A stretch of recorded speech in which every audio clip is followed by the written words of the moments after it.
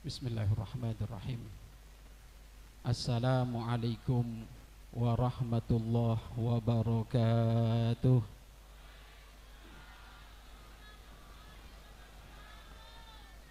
Alhamdulillah alladzi jama'na fi hadzal makan lidzikri maulidi khairil insan.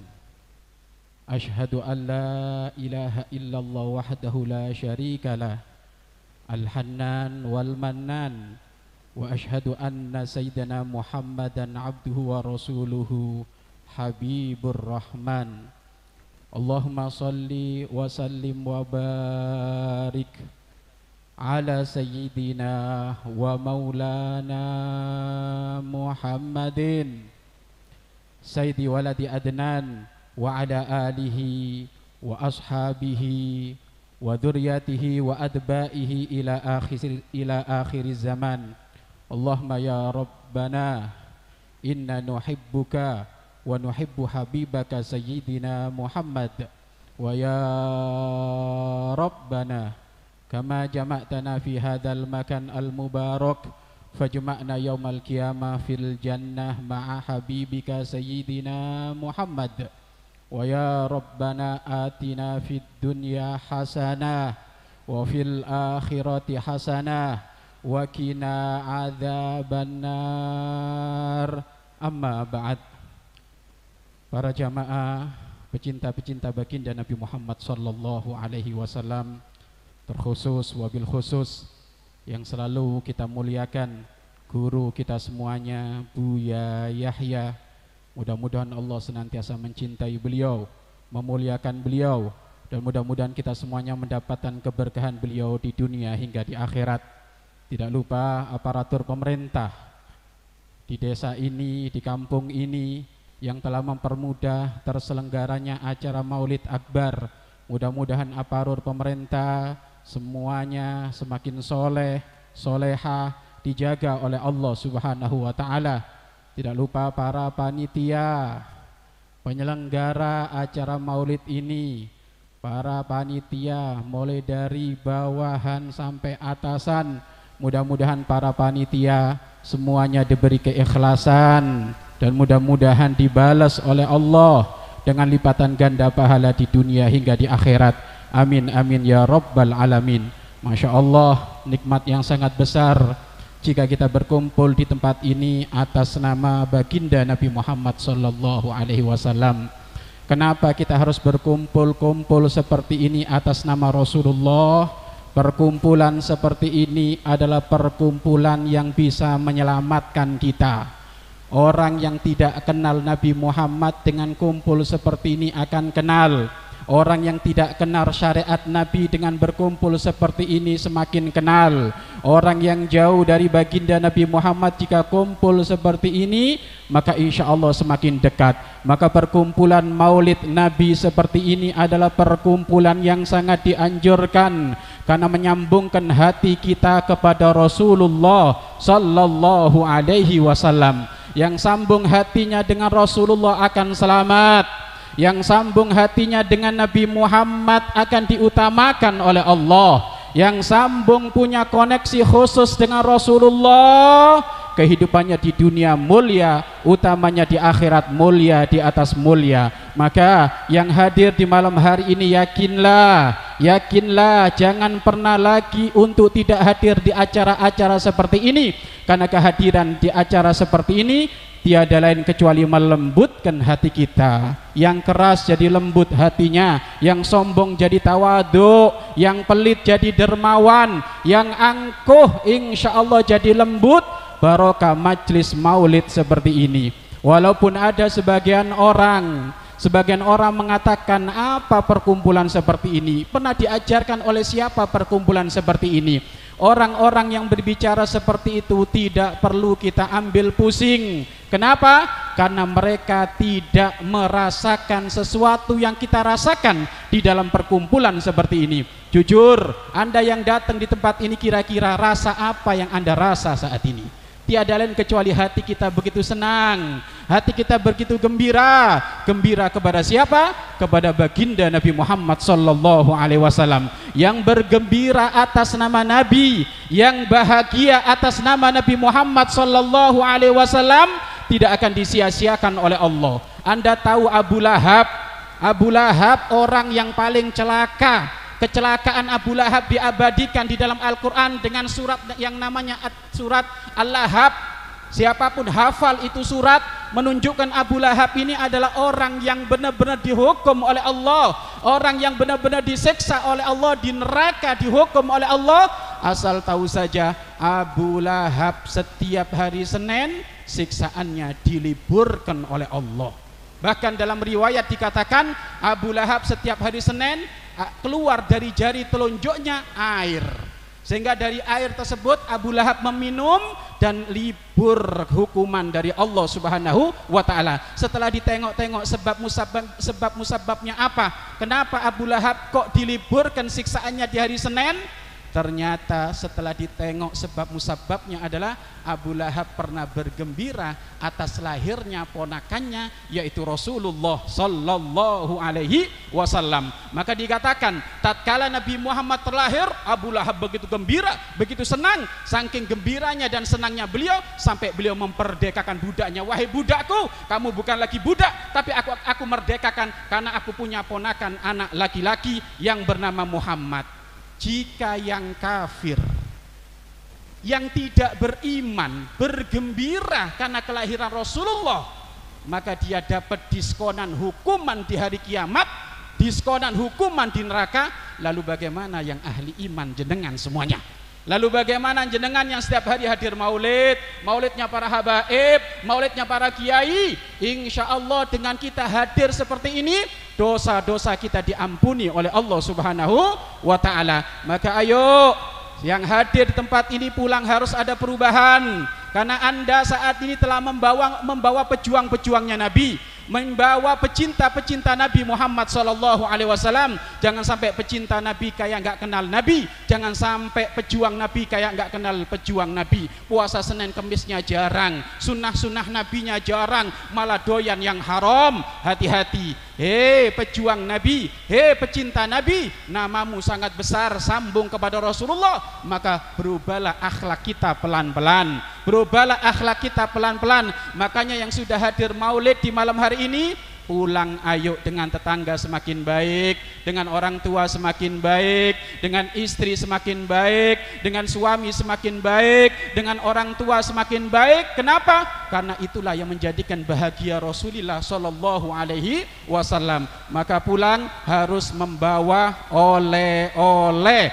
Jangan sampai kita pulang Bapak Ibu hanya dapat capeknya saja, hanya dapat ketawanya saja, hanya dapat guraunya saja. Tidak, kita ingin pulang dari tempat ini hati kita semakin khusyuk mencintai baginda Nabi Muhammad sallallahu alaihi wasallam. Ibu, Bapak, saya mau nanya, Ibu sekarang bulan apa? Apa? Bulan Maulid? Iya, bulan apa namanya? Rabiul Awal atau Rabiul Akhir? Pak, Rabiul Awal atau Rabiul Akhir? Rabiul? Saya mau nanya, sedih nggak jenengan berlalu Rabiul Awal? Sedih nggak? Para kekasih Allah, jika berlalu Rabiul Awal kok belum mimpi ketemu Rasulullah, mereka sedih orang tua kami. Lalu bagaimana dengan kita Bapak Ibu? Kadang kita kelewat baca sholawat, kadang kita kelewat sunnah-sunnah Nabi. Para kekasih Allah, jika berlalu bulan Rabiul Awal beliau sedih, karena ini bulan kelahiran baginda Nabi Muhammad sallallahu alaihi wasallam. Maka orang yang benar-benar menyambut kelahiran Rasulullah pulang dari bulan Rabiul Awal, Rabiul Akhir tetap dijadikan seperti bulan Rabiul Awal. Sholawatnya tetap diamalkan, sunnah-sunnah Nabinya tetap diamalkan. Karena dikatakan pecinta yang dusta, pecinta yang hanya omong kosong, kalau ternyata dia belum mempraktekkan 4 hal di dalam mencintai baginda Nabi Muhammad sallallahu alaihi wasallam. Apa 4 hal tersebut? Kalau memang Rabiul Awal kemarin kita kelewat, maka Rabiul Akhir ini jangan sampai kita kelewat orang tua kami. Apa 4 hal tersebut? 4 hal tersebut yang pertama, hei pecinta Rasulullah, hei pecinta Nabi, praktekkan kecintaanmu kepada Rasulullah dengan 4 hal. 1, berkhidmahlah engkau, bercapek-capeklah engkau dengan umat baginda Nabi Muhammad sallallahu alaihi wasallam. Makanya yang dekat masjid, ayo khidmah ke masjid, karena masjid ini adalah benteng terakhir untuk menjaga imannya umat baginda Nabi Muhammad sallallahu alaihi wasallam. Yang belum dekat ke masjid, ayo dekat ke masjid. Yang punya madrasah tetap istiqomah di madrasah. Yang punya pondok tetap istiqomah ada di pondok. Yang nggak punya apa-apa, jangan sampai kita nggak ngikut berjuang dengan yang dekat masjid, yang dekat pondok, yang dekat madrasah. Maka ayo, karena khidmah kepada umatnya Nabi itu termasuk hal yang sangat menyenangkan Rasulullah sallallahu alaihi wasallam. Maka Rabiul Awal, bulan memupuk kita cinta dengan Rasulullah, kita buktikan dengan kita banyak-banyak khidmah kepada umat baginda Nabi Muhammad sallallahu alaihi wasallam. Makanya Bapak Ibu, guru kita semuanya Buya Yahya tidak pernah capek-capeknya ngajak umat untuk banyak-banyak khidmah Bapak Ibu. Beliau buka majelis ada di sini, buka pesantren ada di sini. Tiada lain kecuali apa? Mengingatkan jangan sampai umat ini lupa khidmah kepada umatnya baginda Nabi Muhammad sallallahu alaihi wasallam. Di sini ada Al-Bahjah Bekasi Bapak Ibu, masih membuka lebar untuk siapapun yang mau khidmah. Khidmahnya bukan kepada guru mulia kita, tapi khidmahnya kepada Rasulullah sallallahu alaihi wasallam. Jadi yang pertama, oleh-olehnya pulang dari tempat ini Bapak Ibu harus semakin rajin khidmah. Khidmah kemana? Masjid, pondok, pesantren, madrasah, yatim piatu, fakir miskin, itu semuanya yang menjadikan baginda Nabi Muhammad senang, baginda Nabi Muhammad bahagia. Itu yang pertama. Kemudian yang kedua, orang tua kami, yang kedua, kita praktekkan cinta kita kepada Rasulullah. Yang kedua adalah dengan kita menjalankan sunnah-sunnah baginda Nabi Muhammad sallallahu alaihi wasallam. Insya Allah semuanya sunnah-sunnah Nabi hafal Bapak Ibu. Nggih, makan baca doa pakai tangan kanan, Masya Allah sudah tahu. Masuk masjid pakai kaki kanan, insya Allah sudah tahu. Keluar pakai kaki kiri, insya Allah sudah tahu. Tinggal sekarang kita khusukkan, kita hadirkan bahwasanya di saat kita mengamalkan itu semuanya tiada lain kecuali sambung hati kepada baginda Nabi Muhammad sallallahu alaihi wasallam. Makanya Bapak Ibu jangan meremehkan sunnah Nabi. Okay? Jangan meremehkan sunnah Nabi. Bisa jadi Bapak Ibu keberkahan di dalam rumah tangga kita dicabut kalau kita meremehkan sunnah Nabi. Tetapi kalau orang mengagungkan sunnah Nabi, jadi gini loh Bapak Ibu, orang mula-mula meremehkan sunnah Nabi. Kalau sudah meremehkan sunnah Nabi, Bapak Ibu masuk kepada wilayah makruh. Kalau sudah masuk kepada wilayah makruh, masuk kepada wilayah haram.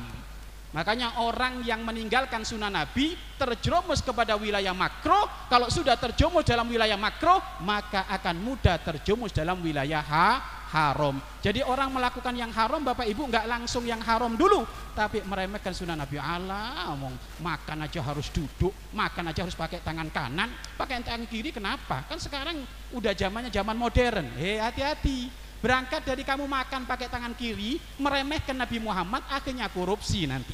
Akhirnya ngambil duitnya rakyat, akhirnya ini, akhirnya itu. Kenapa? Karena biasa meremehkan sunnah Nabi. Tetapi yang mengagungkan sunnah Nabi Ibu, maka akan terpacu dirinya kepada wilayah wajib. Terpacu dirinya kepada wilayah wajib. Bangun malam hukumnya apa orang tua kami? Sunnah. Bangun malam hukumnya wajib. Tetapi bagi para kekasih Allah, bangun malam hukumnya wajib. Kenapa beliau kok mengatakan bangun malam hukumnya wajib? Punya koneksi khusus dengan kesunahan Nabi sehingga bangun malam dikatakan wajib. Dan beliau kalau sudah nggak bangun malam Bapak Ibu, kayak orang kehilangan pahala sholat wajib. Siapa yang mengatakan bangun malam pahalanya kayak pahala wajib? Nggak ada. Bangun malam pahalanya adalah pahala sunnah. Tetapi karena kedekatannya dengan sunnah Nabi, kedekatannya dengan pelaku sunnah yaitu Rasulullah Sallallahu Alaihi Wasallam, sehingga mengantarkan bangun malam kayak bangun wajib, kayak sholat wajib Bapak Ibu. Makanya ayo perbarui sunnah kita, perbarui amal-amal sunnah Nabi. Jangan diremehkan Bapak Ibu. Pokoknya kalau sudah sunnah Nabi itu nomor satu, harus kita agungkan. Bahkan mohon maaf Bapak Ibu, kemarin kami disodorkan video, ada seorang dosen Bapak Ibu, seorang dosen dia dengan meremehkannya. Katanya kalau megang Al-Quran harus pakai wudhu ya. Saya nggak punya wudhu nih. Nih, apa ini? Apa manfaatnya? Sambil gitu. Ada orang-orang kayak gitu orang tua kami. Padahal katanya dosen, Bapak Ibu, nggak tahu dosen apa ini orang tua kami. Tiba-tiba apa? Dia mempraktekkan. Katanya kalau megang Al-Quran harus punya wudhu ya. Saya nggak punya wudhu nih. Nih. Kenapa ini? Nggak apa-apa ini. Hati-hati. Memang secara dohir ini nggak apa-apa, tapi imanmu sudah tidak dianggap oleh Rasulullah. Kenapa? Kurang ajar dengan sunnah Nabi. Kurang ajar dengan pelaku sunnah Nabi. Yang kurang ajar dengan sunnah Nabi, hakikatnya kurang ajar dengan baginda Nabi Muhammad sallallahu alaihi wasallam. Makanya tolong yang hadir di malam hari ini jangan meremehkan sunnah sekecil apapun Bapak Ibu. Tolong amalkan. Kalau nggak bisa ngamalkan Bapak Ibu, minta maaf, istighfar. Nah ini orang hebat Bapak Ibu, istighfar. Ya Allah, saya sebenarnya sekarang ini harusnya puasa Senin Kemis, tetapi karena aku sakit mohon dimaafkan ya Rasulullah, mohon dimaafkan ya Rasulullah. Kayak gitu. Harusnya masuk ke masjid Bapak pakai kaki kanan, tiba-tiba kaki kiri Bapak Ibu istighfar, astagfirullahaladzim, mohon maaf, balik lagi Bapak Ibu pakai kaki kanan. Loh, orang yang mengagungkan sunnah Nabi seperti ini, maka insya Allah akan diagungkan oleh Allah dan diagungkan oleh baginda Nabi Muhammad SAW. Bapak Ibu, kenapa para sahabat itu nilainya kok agung di hadapan Allah? Kenapa para sahabat kok nilainya agung di hadapan baginda Nabi Muhammad SAW? Kenapa? Karena beliau gaya hidupnya niru persis kayak baginda Nabi Muhammad SAW. Makanya ada 10 sahabat dijamin oleh Allah ahli surga. Kenapa beliau kok dijamin ahli surga oleh Allah? Selain keimanannya yang memuncak pada tingkat yang tinggi, selebihnya saat itu kehidupannya niru gaya baginda Nabi Muhammad SAW. Makanya pulang dari tempat ini, praktekkan cinta antum sebagaimana cinta yang sesungguhnya, yaitu kepada sunnah baginda Nabi Muhammad SAW.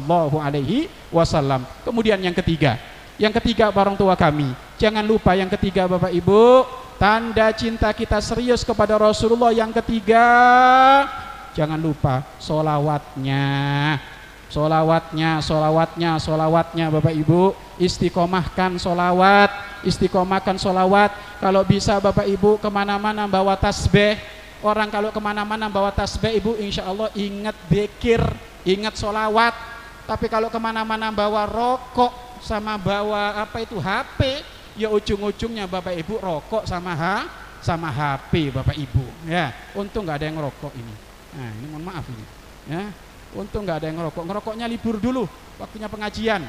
Ya, rokoknya libur dulu, waktunya pengajian. Nah, jadi kalau kita Bapak Ibu ngaku cinta sama Rasulullah, ayo solawatnya yang benar. Mana solawat kita Bapak Ibu? Dalam 30 hari Rabiul Awal kemarin berapa solawat kita? Nah, kalau santri Al-Bahjah Bapak Ibu minimal sehari semalam nggak boleh kurang dari 1000. Minimal Bapak Ibu 1000 minimal. Kenapa? Setiap solawat dibaca maka Allah akan membalas 10 solawat. Bapak Ibu, iman sama Allah, pengen oleh Allah dikasih keistimewaan, pintunya solawat. Ibu baca 1 solawat, Allah balas 10.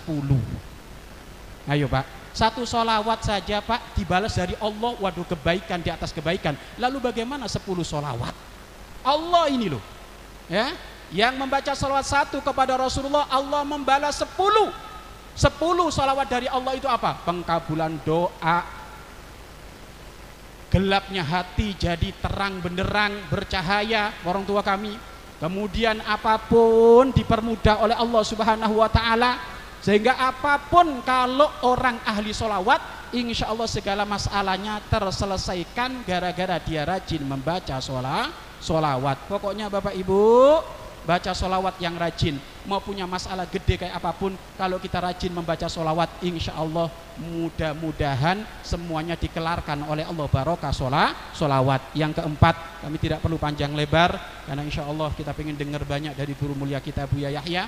Adapun yang keempat Bapak Ibu, ayo koneksi kecintaan kita kepada Rasulullah di dalam hati kita setiap saat diperbarui orang tua kami.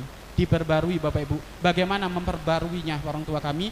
Memperbaruinya Bapak Ibu dengan mengistiqomahkan majelis-majelis seperti ini Bapak Ibu. Oke? Jadi pokoknya setiap saat kalau sudah mulai luntur cinta kita kepada Rasulullah, hadir majelis lagi. Biar cintanya anget lagi, cintanya gede lagi, luntur lagi Bapak Ibu, hadir majelis terus. Bahkan kalau perlu sebelum luntur terus hadir majelis sampai nanti ketemu pemimpinnya, para muallim majelis, yaitu baginda Nabi Muhammad sallallahu alaihi wasallam.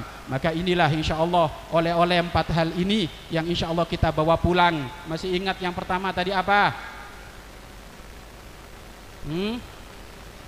Apa? Berkhidmat sama siapa? Berkhidmat kepada umatnya baginda Nabi Muhammad sallallahu alaihi wasallam. Yang kedua, apa yang kedua? Ya inilah kalau ngaji kupingan kayak gini.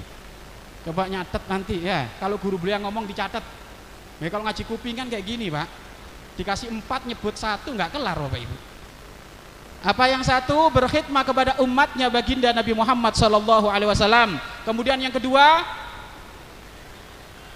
menjalankan sunnah baginda Nabi Muhammad sallallahu alaihi wasallam. Yang ketiga, membaca sholawat kepada Rasulullah sallallahu alaihi wasallam. Yang keempat, selalu memperbarui koneksi kecintaan kita kepada baginda Nabi Muhammad sallallahu alaihi wasallam. Ibu bapak, jangan sampai cintanya ibu bapak kalah sama check up tubuh. Waduh, check up darah Pak 1 bulan sekali diatur, iya kan? Check up jantung, check up ginjal, waduh setiap saat Pak dikontrol Pak. Sampai ada orang itu Bapak Ibu beli alatnya untuk ngecek jantungnya normal enggak, darahnya normal enggak. Tetapi kenapa check up hati, ngukur kecintaan kepada Nabi Muhammad jarang orang tua kami. Jarang. Kontrol toko Bapak Ibu setiap saat tokonya, omsetnya dikontrol, pendapatannya dikontrol, Masya Allah Bapak Ibu. Tetapi kenapa kalau kecintaan kepada Rasulullah nggak pernah dikontrol? Loh, kalau nggak dikontrol Pak, akhirnya Pak banyak benalu di sini. Kalau sudah banyak benalu Bapak Ibu, cintanya semakin melemah. Kalau sudah cintanya semakin melemah Bapak Ibu, mudah dimasuki akidah-akidah yang nggak benar. Apalagi sekarang zaman fitnah Bapak Ibu, banyak orang sekarang lagi membenturkan nasabnya para habaib orang tua kami. Tapi ketahuilah, orang yang hatinya cinta yang sesungguhnya kepada Rasulullah nggak terpengaruh dengan itu semuanya. Kenapa? Habaib dari masa ke masa sudah kita yakini dari guru-guru mulia kita bahwasanya urusan habaib, nasab para habaib itu sudah final. Sudah final, makanya nggak usah ikut-ikutan itu. Yang penting kita berbarui kecintaan kita kepada Rasulullah. Insya Allah kita nggak akan suudzon kepada keluarga beliau. Ibu bapak, kita ketemu orang yang nggak kenal, kita disuruh husnudzon. Nih, ibu lagi nongkrong di depan rumah, bapak lagi nongkrong di depan rumah sambil minum teh. Tiba-tiba ada orang buru-buru ngetok pagar jenengan sambil minta tolong. Bapak tolong, bapak tolong, bapak tolong. Apa yang Anda lakukan saat itu? Jelek prasangka, jangan-jangan maling, jangan-jangan pencuri, atau Masya Allah kasihan ini, kayaknya minta tolong bener. Dibuka enggak itu? Dibuka, karena memang kita harus husnudzon. Ibu nggak kenal ada orang minta tolong, dianjurkan husnudzon. Ada orang ke rumah kita nggak kenal, tetap dianjurkan husnudzon. Lalu bagaimana jika ada orang mengaku aku keturunan Nabi, kenapa kita susah husnudzon? Kenapa kita susah husnudzon? Jangan-jangan memang ada benci, jangan-jangan ada dengki di dalam hati kita. Loh, orang yang nggak kita kenal Bapak Ibu minta tolong, dianjurkan oleh Islam untuk husnudzon, baik prasangka. Lalu bagaimana kalau ada dzurriyyatur Rasul, ada seseorang ngaku menjadi keluarganya Nabi, kok kita nggak husnudzon orang tua kami? Kalau memang dia berbohong Bapak Ibu, itu urusannya dengan Allah, urusannya dengan Nabi Muhammad SAW. Apakah jenengan lupa orang yang berbohong atas nama Nabi Muhammad itu pasti masuk neraka? Pasti. Anda gerak nggak gerak, Allah akan menghukum dia masuk neraka. Makanya kalau ada orang aku keturunan Nabi, maka ilmu yang diajarkan oleh guru-guru kita husnudzon.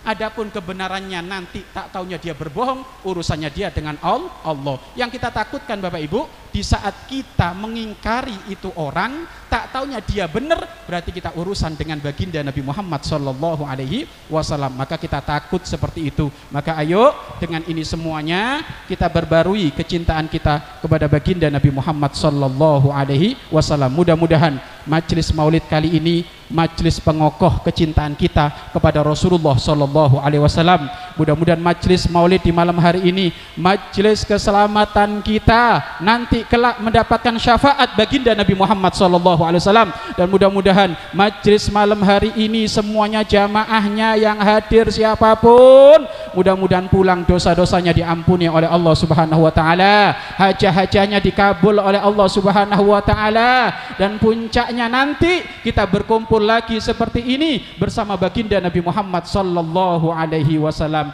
Amin amin ya rabbal alamin. Masya Allah, terima kasih banyak. Mohon maaf, wabillahi taufik wal inayah. Wassalamualaikum warahmatullahi wabarakatuh. Bismillahirrahmanirrahim. Assalamualaikum warahmatullahi wabarakatuh. Alhamdulillahi wassalatu wassalamu ala rasulillah habibina sayyidina Muhammad bin Abdillah wa ala alihi wa ashabihi wa muwalah. Amma ba'd, yang sangat kami cintai, berindu ridha Allah, pecinta baginda Nabi Muhammad sallallahu alaihi wasallam dimanapun Anda berada. Semoga Allah mudahkan Anda dalam segala kebaikan, menjauhkan dari segala hal yang tidak baik. Semoga Allah muliakan Anda dan kita semua di dunia dan di akhirat. Masya Allah, bersama ini kami ingin mengajak kepada Anda untuk bisa bergabung, menyisihkan rezeki, atau mengajak orang lain untuk menyisihkan rezeki, untuk bersama-sama dalam program akhirat, proyek akhirat. Pembangunan Ponpes Al-Bahjah Bekasi tahap pemasangan pagar. Dibutuhkan bahan bangunan berupa pasir, semen, batu. Alhamdulillah sudah ada, tinggal pasir samanya. Alhamdulillah, Allah Maha Kasih. Yang sempit rezeki, lapang rezekinya, amin. Yang sempit rezekinya menjadi lapang rezekinya. Yang lapang semakin lapang, untuk bisa berjuang menghidupkan masjid, bantu orang lain, menghidupkan pondok nanti. Jangan ragu, jangan ngomong, duh saya tidak punya duit. Yang ngasih kan Allah nanti. Tiba-tiba mantunya banyak duit, suaminya banyak rezeki, ya. Itu aja ya, insya Allah. Salurkan infak terbaik Anda untuk Bekasi. Alhamdulillah tanah sudah ada, tinggal pembangunan, tinggal lanjutkan. Luar biasa perjuangan Bekasi. BSI Bank Syariah Indonesia, nomor rekening 751 22 22 166. Kami ulang, 751 22 22 166. Pada Bank 451 atas nama Yayasan Al-Bahjah Bekasi. Informasi konfirmasi langsung ke 0812 8757 6167 atau 0823 1755 3644. Masya Allah. Nuhibbukum fillahi. Kami cintai Anda karena Allah Subhanahu wa taala. Assalamualaikum warahmatullahi wabarakatuh.